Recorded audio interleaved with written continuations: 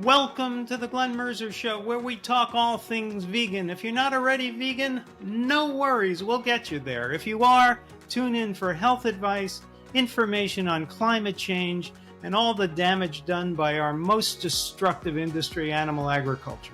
We'll also talk cooking, theater, film, and culture. My two reasons for starting this podcast: to entertain, to inform, and to make people vegan.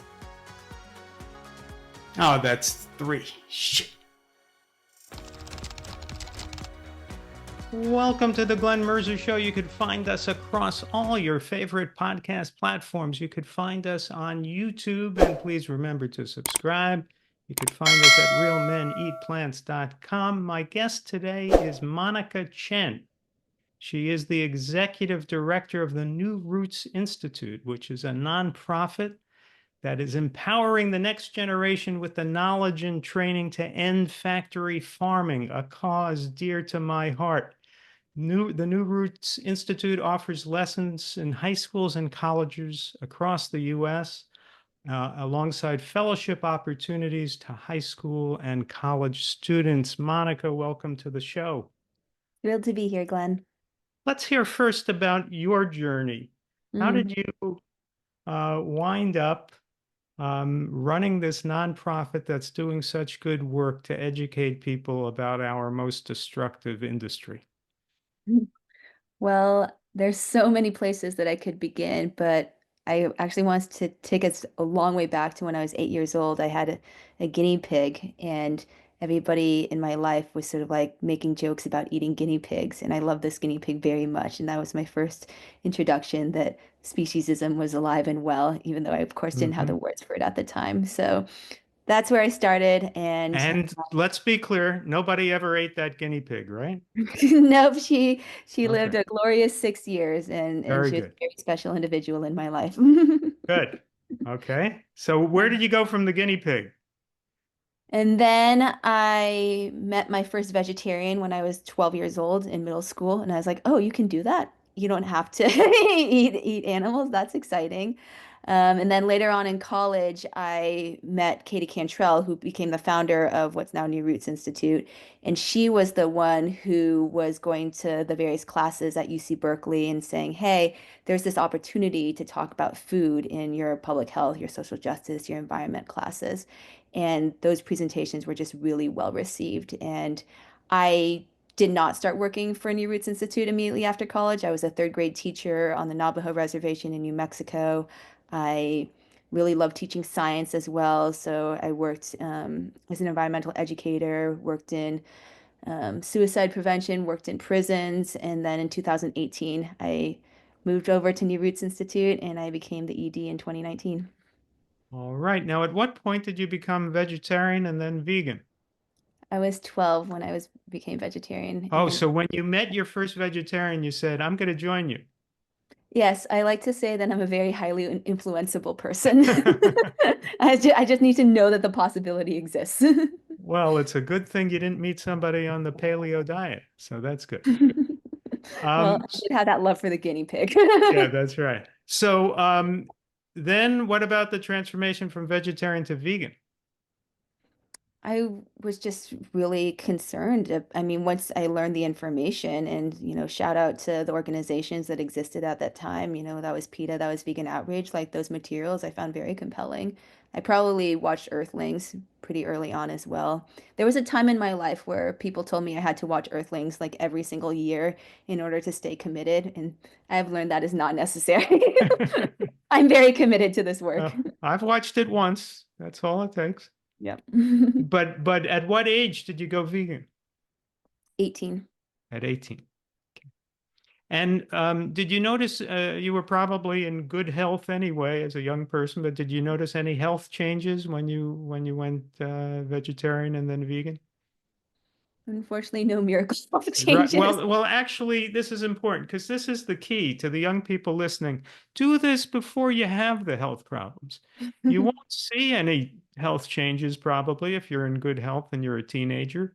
But you will be preventing the health problems that would hit you 10, 20, 30 years later. So, Yeah. Well, and even as a vegan, I know that I could be a lot more intentional about what I'm eating too. And that's something that's come later as I've gotten older Okay. and realized, hey, we Yeah. can't just be eating any whatever that's vegan. Right. Right. Well, I went vegetarian at 17 and then vegan in my mid 30s. And but then I went no oil in my 50s, and I cut out sugar somewhere along the way too. So, my diet has evolved over time towards getting healthier. Yep. But still haven't taken a pharmaceutical drug in my life. So Oh, wow. the key is to start early if you can. But whenever you get this information, it's never too late to go on a whole foods, low-fat vegan diet. Yeah, I'm Um, not quite there yet. now the people who work for you at the New Roots Institute and work Mhm. with you, are they on this diet? I don't know exactly how much oil or sugar people are consuming, but yes, we're all animal rights oriented as well. So nobody's eating meat. No. And are there people who work for you and you call, what's the title? Because you have about 30 people who go around and give these presentations. What are their titles? Fellows and um, Oh, well, yeah, our staff is actually split into different departments. So there is the educational outreach group, and they do go into classrooms very physically. And then there's the folks that work in leadership development, and they're the ones who are really running our fellowship programs. And we have about 150 fellows starting in the summer. And applications are open if you know of any bright high school and college students who really want to work to change our food system. And then, of course, there's the operations department, the advancement department, which covers, communications and fundraising. okay, so if you're listening, and especially if you're a high school or college student and you'd like to get involved in this work, you could go to the newrootsinstitute.org. Yeah, And just there, newrootsinstitute.org. No the. what, oh, I was using the grammatic in the in the sentence. You could go to newrootsinstitute.org, and there's a link to apply to be a fellow, I assume. Yes. Okay, so do that and don't use the. Go to newrootsinstitute.org, um, and the folks who do that um, were, as far as you know, were most of them already vegans before they applied for this, or did some of them change their diet as they learned this information and then went to work for you? I think it's a mix. We probably have stats on that. I can tell you that when we go into high school and college classrooms, there's probably only one student in the entire class who's vegan, maybe a few Right, vegetarians. So we're right. generally speaking to an audience that is not yet familiar with this information. Have you found a way to track how many people you've converted to health? Well, I can say that we do pre-lesson surveys and post-lesson surveys, but we have not been very good at getting responses for like 6 month and 1 year follow-ups. So we can Right, measure the number of students who say that they do intend to reduce their animal product consumption, but I right, cannot guarantee that we have been right, following and tracking them. right. Why is it so hard to get people to eat a human diet? It's constantly mystifying to me.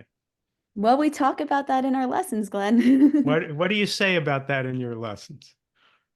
I mean, I think that it's really important, and I can share some of the slides that we show where we're really asking the students, why do we eat animal products? And they will talk about culture. They will talk about their connections to masculinity and protein and health. They'll talk about Right, price and access, and we'll discover why all those things happen, and ultimately get to, where do we have choice and what things need to change on an individual and an institutional and systemic level. And right, what's really exciting is the kids actually do say a lot of this for themselves. So it's not me just like speaking at them.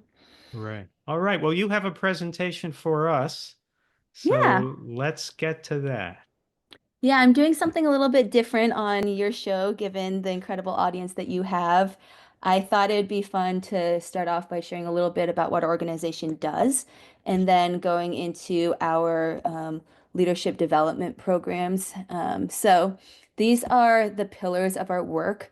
We go into the high school and college classrooms and we are able to speak to a lot of different audiences.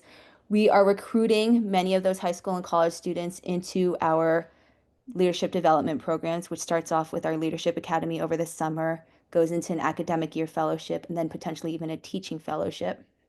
Um, those students are working on campaigns in those same schools where our educators have already been teaching.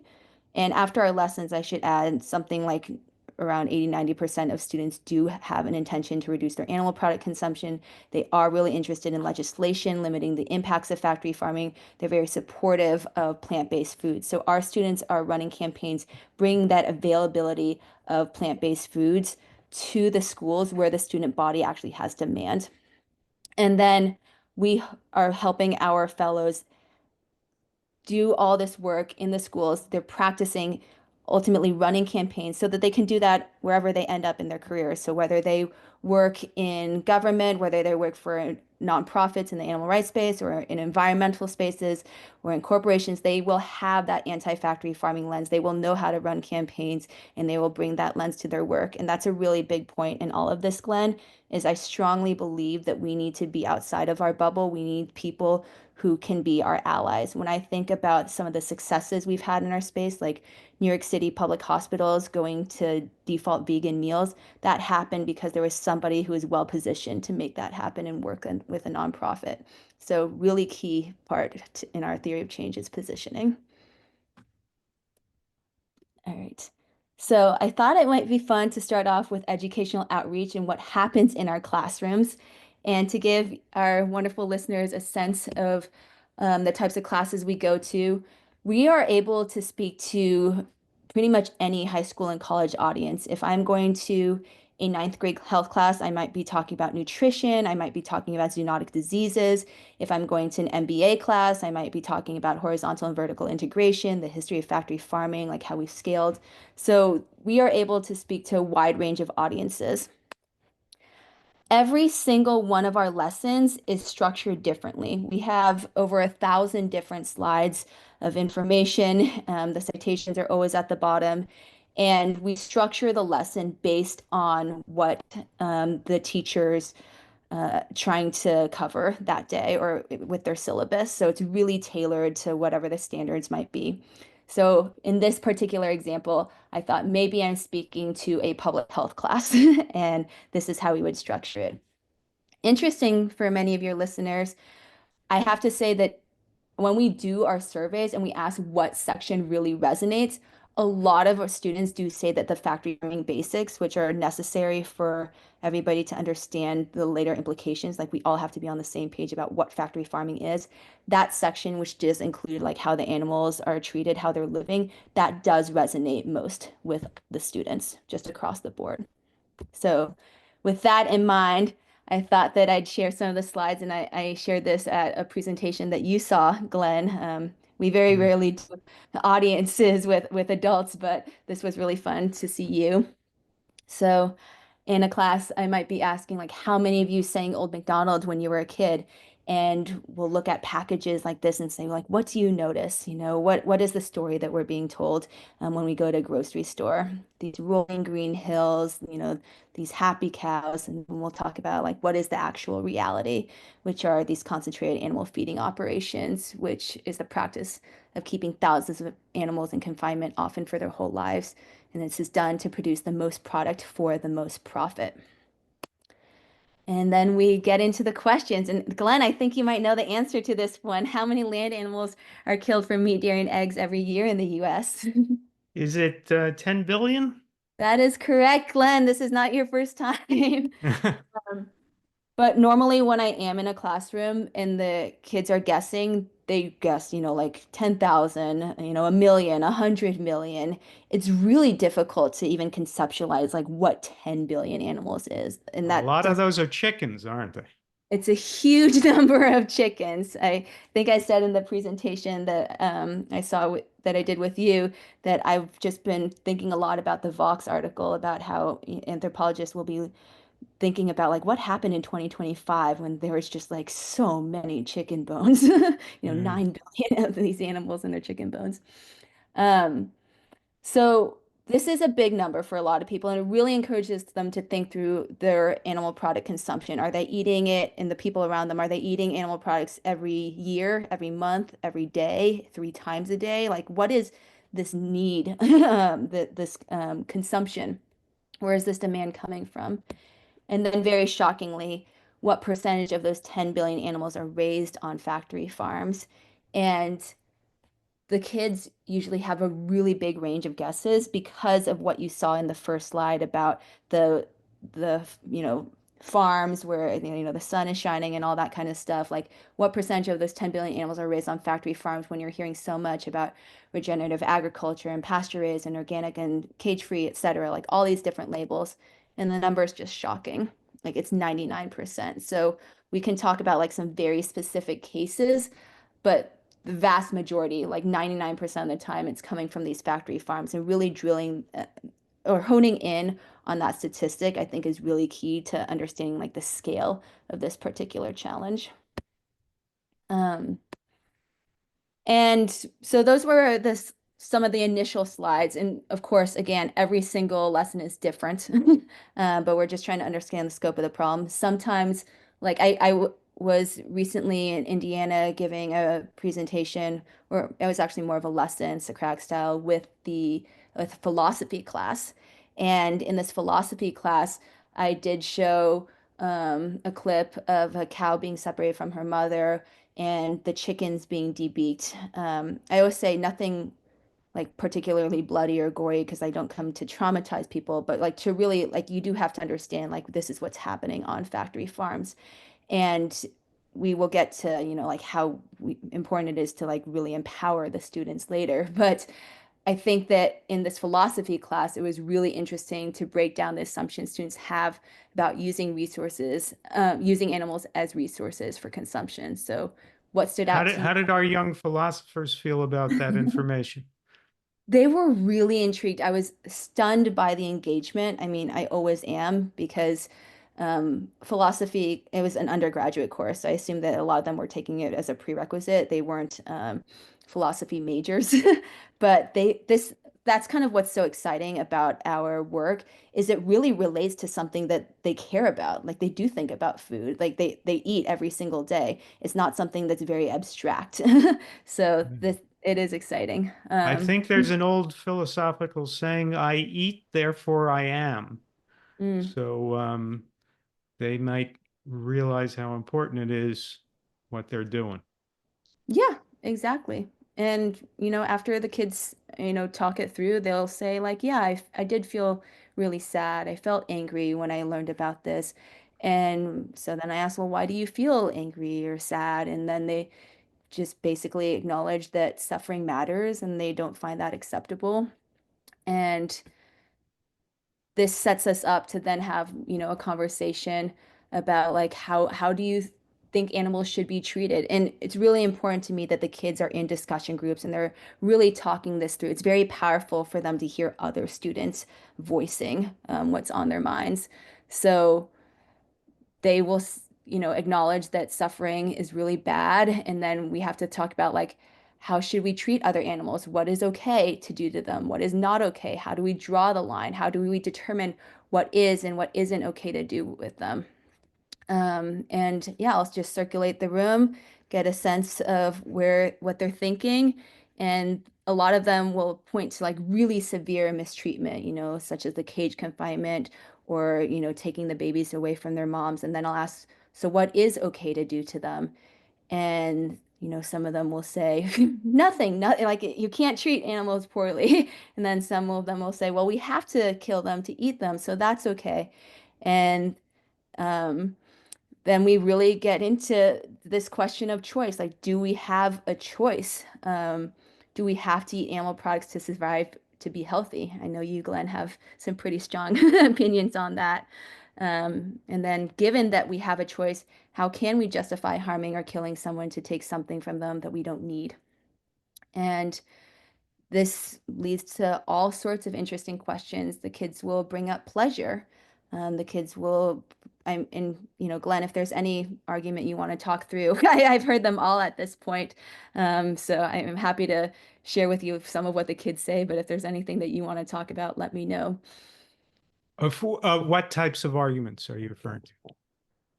Like it's okay to kill animals because humans are superior, like the intelligence Right. argument. Well, that's just on the face of it, obviously false.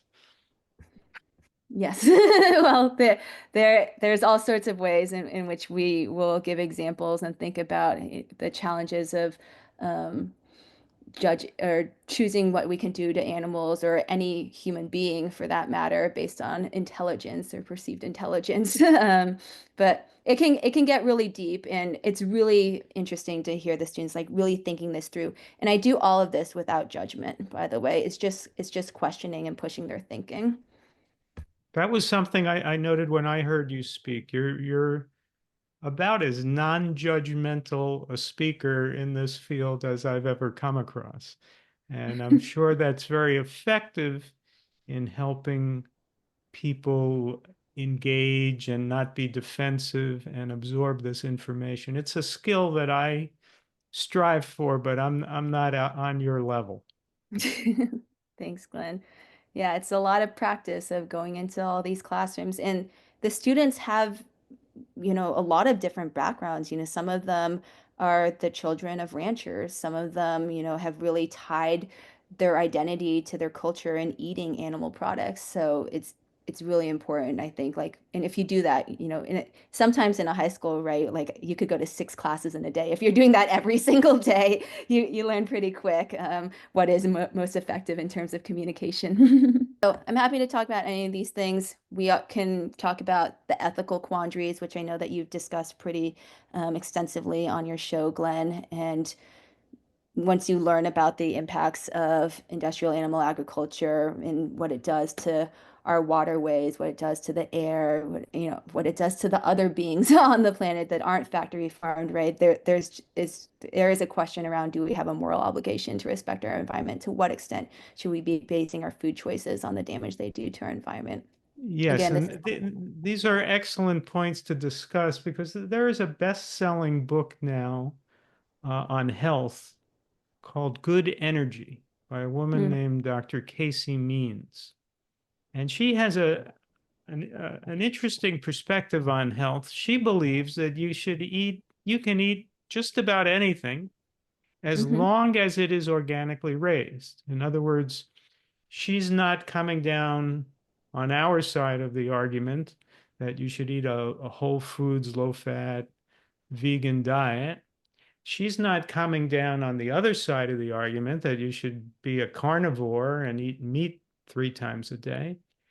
What she believes, what she wrote, is that if you eat meat 3 times a day, that's fine as long as it's regeneratively raised meat.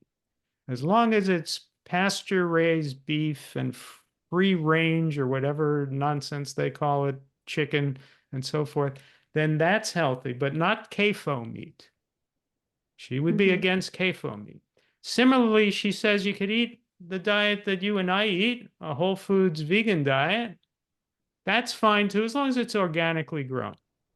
So, in other words, she doesn't care what you're eating, she cares about the quality of the food. Now, this is nonsense, as we both know, because as you pointed out, 99% of the animal products are going to be factory farmed.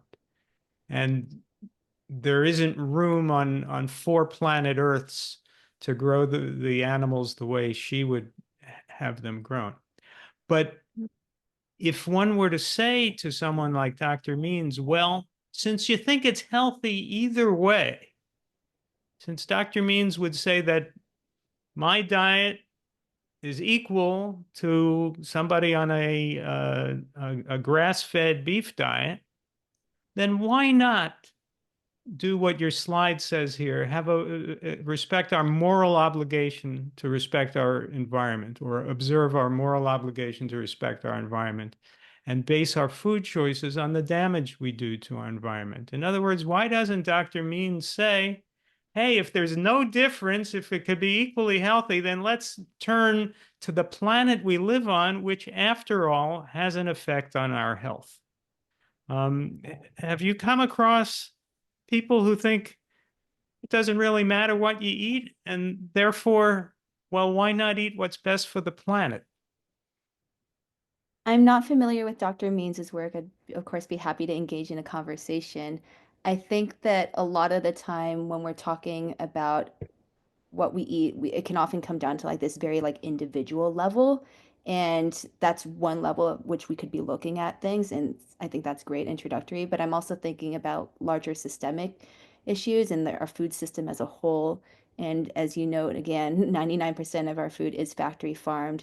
I think that as we, and this is what we'll get to actually like in the next slides, like what could our food system look like? Can we create a future in which every in which we are eating animal products 3 times a day sustainably? And the answer is no. At Right. least for like this, the sheer number of people that we're talking about, like that demand, like it's just not possible. And it raises a lot of questions. And the students really get into this. I might as well go to the next slides. Let's go ahead. Really just thinking through like what are the obstacles, and so like in this slide, for example, the students get into groups, they're talking about what the personal level solutions are, the food choices, the personal boycotts on certain animal products, being an example to others, influencing others, which is a really key point, Glenn. And societal level solutions, they'll talk about education, laws, corporate pressure, but then be talking about the barriers, right? And so, what works for, a single individual who has the ability to spend $20 or whatever the number might be on a dozen eggs is very different from like the rest of the people in the United States who don't have those funds. How can you feed so many people eating exactly the same way? We'll talk about every barrier that you can think of, Glenn. And again, I'm not prescriptive in this. I think that's really important that the students are talking about the culture, really interrogating what is culture, when did it become culture, how do you shift culture? They'll talk about habits, they'll talk about social pressures, um, confusing information being another thing. And then they really get into how do we overcome those obstacles? How do we engage in a conversation with Dr. Means or whoever else it might be? How can we live, by example? How do and I actually do want to hone in on that point. I think it's really important that our students understand that their impact isn't just through their own individual food choices, but on how they're influencing others, the additional actions that they could be taking, all of which reinforces like who they are as a person, and what they stand for. So I don't know if you have any other thoughts there, but I do think, again, it's really important that we explore these conversations. And I think that schools are just a really great place to be doing that. Well, I love that image of the flying pig. Figured I you don't know might. how many pigs you had to audition before you got that picture. You know, what I can say about our wonderful founder, Katie Cantrell, is she used to do these things called cuteness interludes in every single section, because it is, sometimes some pretty heavy information. And a lot of times students don't always have um, any connection to some of the animals that are farmed. And, sometimes we even show videos of chickens being the amazing creatures that they are. So it serves the purpose of like, providing a lightning lift, and it also can be really good for the students to like be like, hey, I do see some commonalities between this pig and some other species that I might have more positive associations with. Okay. All right. So then, and feel free to stop me at any time, Glenn, I thought I could tell you more about how we're recruiting students into our leadership programs. So this is what we were talking about earlier. We are recruiting fellows right now for the Leadership Academy, which is a 6-week program. It's essentially a course. And then during the academic year, those students have the opportunity to continue and run campaigns. And then the third What piece, age students are we talking about? high school and college. You just have to be a student, any age Okay. college student. We've had college Or any students, age. So in high school, they could be 14 or 15 years old. correct, and a college student could be 60. Mhm. Okay. Um, grad school counts as well. So Here are some of our incredible fellows. I'm actually all over the world. We have the majority of our fellows in the United States. That's where we have the bulk of our campaign partners as well. And we also had fellows from 20 different countries. And I just thought I'd share a little bit more about how our Leadership Academy really does go into the implications and impacts of factory farming. We do want to, I mean, you're talking to me, Glenn, about how I'm able to have these conversations in a non-judgmental way. That's what we train our students to do as well. We want them to be able to go to the sustainability director at a campus dining hall, be able to share information and be very compelling for why it might make a lot of sense for this university to have, a plant forward or, default vegan, whatever it might be, um, menu at their school, and how that Do would you, really do help your them. presenters use the word vegan, or do you prefer to use plant-based, or how do you phrase things? It's all context specific. And that's a really key point also, Glenn. I think that when you're talking to somebody in dining, they are used to seeing labels like vegan, like they will put V's with circles, Right. on their their menu. So then it makes sense to use that. In other cases, like that particular word might be unnecessarily divisive and you shouldn't use it. So it's really helping our students like understand their audiences. Um, we talked to them a lot about like the skills and strategies for creating that behavioral and structural change in their cafeterias. We are really um, thoughtful about the leadership skills that our students need. I think that there's so many different components to what makes a good leader, but what I've learned is that leadership is not about getting people to follow you and idolize you. It is about training others and helping them succeed in their work. So the kids all know that you need to be tracking what you're doing, teaching others how to do it. If you run a campus veg fest as an example, that's great that you did that, but you need to be documenting that so that another college fellow in another place could run that same veg fest and train other people to run those veg fests. Like that's how we scale, right?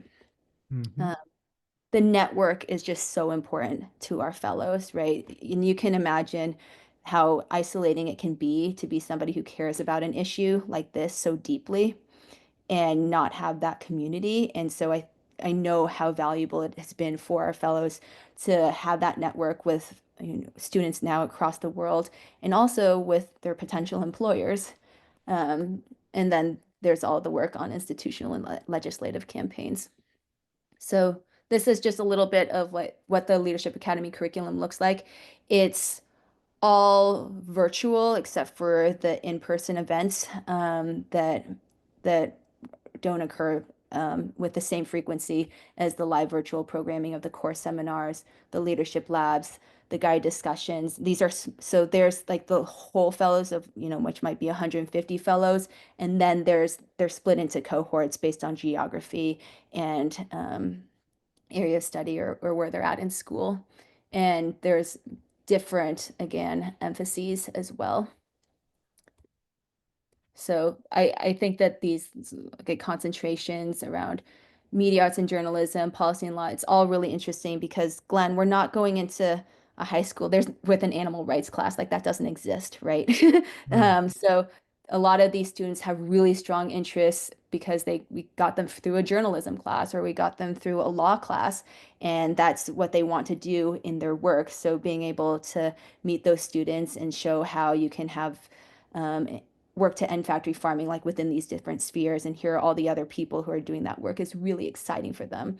That's really key, Glenn, because when I was a student, probably when you were a student, we didn't know that you could be doing this work, that you could be working for a better food system. There's a lot of pathways for students that are very clear. Like if you want to be a doctor, it's pretty clear the pathway and the tests that you need to take and the jobs you need to get in order to become or pursue that pathway.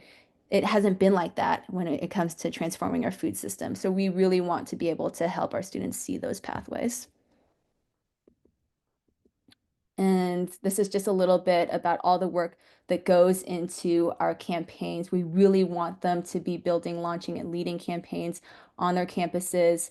And we're able to do that through a lot of different partnerships. I'll actually skip this slide and just go into the students get to choose the campaigns that they work on. So these other nonprofits might come to us, and a good example is Planted Society in Texas, for example. Planted Society is running an Eat for Impact campaign. Those students are working, they pitch to our students, the students who are interested work with them, and they are going to the various restaurants in their cities, really promoting like eating plant-based foods, for a specific week or month or something that's like really connected to the city councils and the spirit around being more sustainable.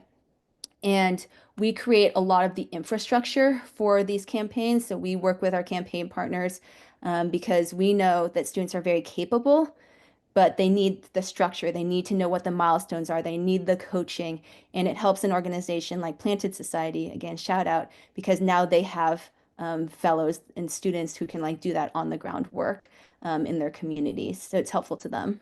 Have you been having much success in changing university dining, getting more vegan options?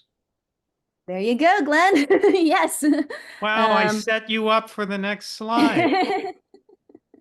Yeah, here are just a few highlights, and it varies by university. Some of them are working on removing those upcharges that charge 50 cents extra for oat milk. Some of these students got like jobs in UCLA dining so that they could actually like meet the key stakeholders that would lead to something like a 50% plant-based dining hall commitment. Can So we get them to charge $5 extra for the dairy milk? that's a campaign that I've not yet heard of, Glenn. Yeah, So if I'd that's like to lead that one. anybody wants to reach out. And as the price of eggs goes up, which I do not regret, maybe people will stop eating these products. Definitely a lot of conversations about eggs right now, for sure. Um, so yeah, there's a lot of different ranges of campaigns. And again, I think another really big piece is around the educating that the students do themselves. Sometimes people come to me and they say, "Oh, I I can't do this because like I'm not from that community." I'm like, "Well, fine then, don't do that. Focus on your community." I think that each of us is uniquely positioned to create change within our communities. Well, I And I see hope, on this slide here, somebody named Casey secured a congressperson from North Carolina to co-sponsor a bill banning octopus farming. That's pretty cool. yeah, she's doing a lot.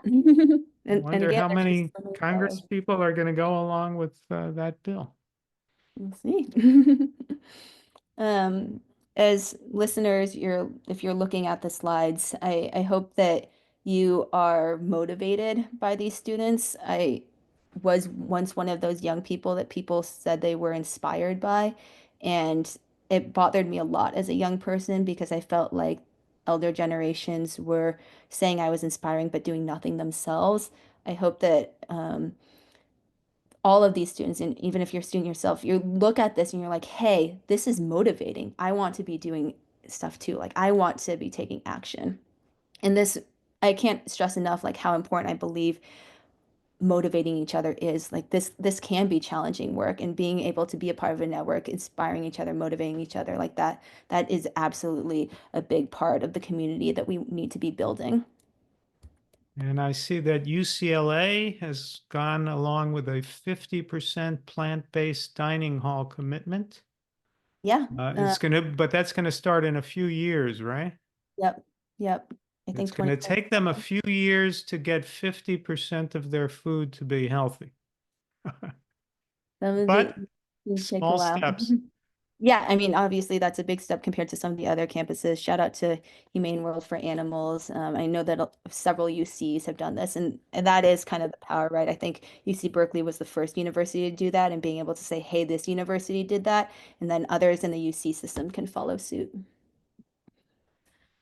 All right. And then I guess just in this last slide, I really wanted to reiterate how important it is that our students are able to continue receiving support from New Roots Institute, continuing to advocate for a more just and sustainable food system, in all these different spaces. I gave the example of New York City Health and Hospitals, how important it is to have an ally or a champion to push some of these changes through. Even, some of these big corporations, like another example might be LinkedIn. I know that LinkedIn has dramatically changed their food over the last, few years. They're doing basically default vegan, right? Or, making sure that a buffet line has a lot of vegan options at the beginning and then, the meat options like at the very end. Like that's amazing progress because that like those nudges do make a difference. And again, that happens because there are so many champions in this work. One of my goals also is for food to be really connected to environmental work in ways that it just hasn't been.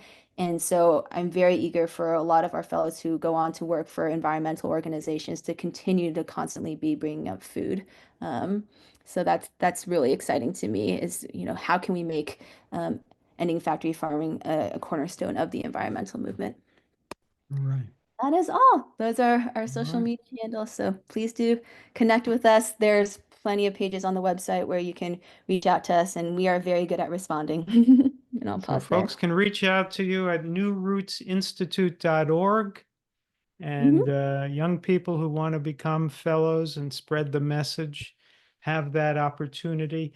Let's talk for a few minutes about the fact that, as you point out, and as is so important for people to understand, 99% of the animal food products are from CAFOs, concentrated animal feeding operations. And I can't tell you how many people I come across who say, oh, you know, yes, I eat meat, but boy, I'm against those CAFOs. I'm against factory farming. I try to have pasture raised beef or regeneratively raised meat. I don't think when they go to restaurants, they demand that the steak they order be regeneratively raised. I don't think that when they get a chicken salad at a restaurant, they ask if it's a regeneratively raised chicken. Um, and there isn't enough land on Earth. When you see the pictures of all those pigs in crates and chickens, 20,000, 30,000 chickens in a warehouse, just try to imagine them roaming freely through the land. It's not possible, is it, Monica, for people to eat as much meat as they eat and have it all be pasture raised, so-called free range, regeneratively raised. There wouldn't be enough room on Earth, would there be? There has to be some reduction, and everybody that I talk to can agree with that. I really do Reduction want in meat in consumption. animal product consumption, like just Yeah. across the board. Yeah. The demand does have to decrease. And I really want to say thank you to everybody who is trying to be really thoughtful about their food choices and is questioning these things. And a lot of it is confusing. Sometimes in our lessons we'll talk about like what does the cage-free label actually mean? Like what does that actually mean for animal welfare? What does free range actually mean? It means that there's a door, but that doesn't even mean the door is open. We'll talk about what organic means, all of that stuff. And I really see our students trying, like they're thinking about their if you're going to a grocery store and you don't have all this information, you rely on the labels and you want to trust the labels. And unfortunately, sometimes labels lie and they're selling a picture of what something can be.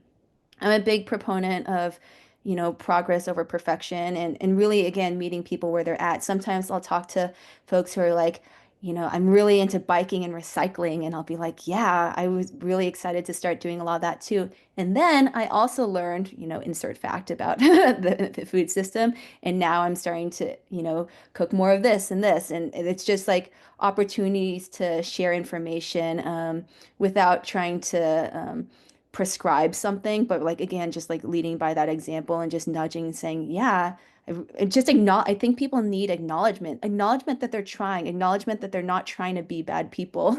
I think that a lot, and like I'm not even like you, Glenn. I don't eat whole foods plant-based all the time, but I'm trying, and I think that that should be celebrated. Well, when I was your age, my diet wasn't as good as it is now. So just keep evolving. Um, but do you find that there are people um, who who want to keep eating animals and are looking for an excuse to do so, so that they fall back on this pasture raised nonsense? I think that change is really hard for everybody for the most Hmm. part. It's not even just, I mean, and again, appreciation to the people who are really thinking very deeply. I about what they're eating. I mean, people, it's not just that. I mean, people are saying, like I really just like the taste of cheese or burgers and I'm not giving that up. And the more that you push them on that, the more they get defensive, the more it becomes a part of their identity. So Hmm. I've just really learned not to be like, you don't have to eat cheese to survive, just be like, okay, so I just have to think to myself, like, what is more effective in this situation? It might be like bringing in some more like plant-based cheeses, sharing more about what I eat, something like that. Right. There's so many excuses. People will say that, they can't afford to eat plant-based foods. And we have to like really get into that because every single person has a different situation. And I think that a lot of vegans can be really quick to be like, beans are so cheap. And then I also know that there are plenty of situations where it's difficult to get those beans. And so we have to be able to talk about that. Well, and beans are pretty widely available, aren't they? Beans, because I mean, at least if people buy canned beans in Walmart or different box stores or supermarkets. They're pretty pretty widely available. But when people talk about the taste of meat, Mhm. um, Dr. Milton Mills has a video he did where he talks about how actually people don't like the taste of meat. It's the taste of all the plant-based flavorings that are put on the meat to make it palatable, because nobody gets a raw burger and then just heats it up and or boils a steak or something. It isn't really the meat that they like, it's the plant-based sauces on it. What they Yeah. like, I think, is the fat. The Yes, that that's the fat gives people a sense of satiety, and so they feel full. They feel like they've eaten something that is satisfying because they feel full when they finish the meal. Um, and that's why it's important when you go on a vegan diet that it not be a diet of just leafy greens, as healthy as they are, and as much as you should eat them, you're going to not feel full. You need those potatoes or beans or rice, starchy foods to make you feel full. And that's why some people experiment with a vegetarian or vegan diet and they eat too many salads and they get hungry. Mhm. Um, so thank you so much, Monica, for joining us and for showing that slideshow. It's really amazing if you think about it, with the work you're doing, how much good that guinea pig did for the world by sensitizing you to these issues. So a shout out to the guinea pig. What was the guinea pig's name? Her name was Becca, and A I shout loved out to Becca for her. really doing a lot of good work for the world. Thank you, Monica, for joining us. People can go to newrootsinstitute.org for more information. Thanks, Glenn. This has been the Glenn Mercer Show, where everyone listening turns vegan, regains their health, and annoys their friends and relatives. Find us on YouTube at The Glenn Mercer Show and across all your major podcast platforms. Don't forget to subscribe.